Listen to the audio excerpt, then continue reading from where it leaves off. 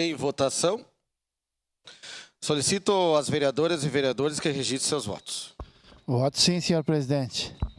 Vereador Sandro Fantinel vota sim. Voto sim, senhor presidente. Vereador Lucas Gil vota sim.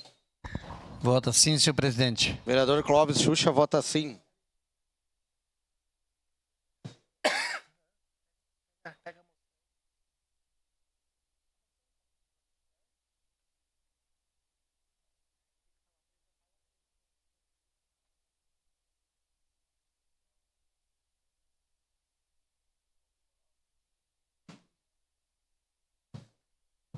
Não, é o seu Camilles. Era o seu Camilles.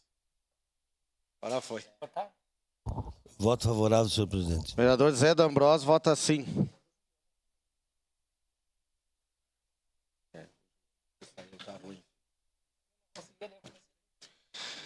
Encerrado o registro dos votos. Encerrada a votação.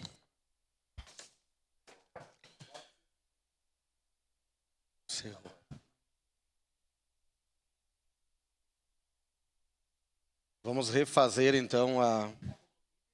Só um minutinho que a gente vai refazer então a votação.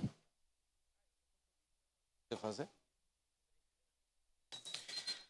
Peço aos vereadores e vereadoras que registrem seus votos. Voto sim, senhor presidente. Vereador Scalco vota sim. Voto sim, senhor presidente.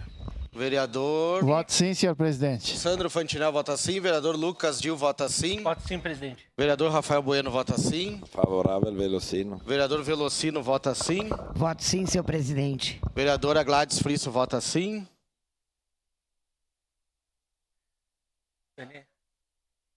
Renatinho.